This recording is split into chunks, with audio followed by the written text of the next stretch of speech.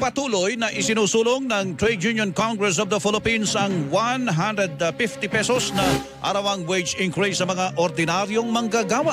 Ayon kay Carlos Oñate, Policy Advocacy Officer ng TUCP, sa kasalukuyan ay hindi talaga sapat ang sahod ng mga manggagawa sa gitna ng mataas na presyo ng mga pangunahing bilihin at serbisyo.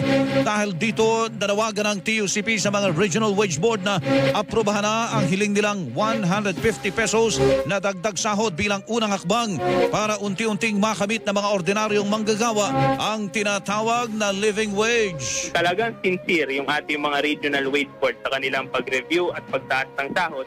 Dapat magbigay sila ng at least 150 pesos na wage increase. Kaya yung aming panawagan dyan, yung dagdag sahod sa batas, 150 pataas. Yung 150 yung unang hakbang tungo dun sa living wage na right naman talaga ng bawat manggagawa. Ang tinid ni Carlos Oñate,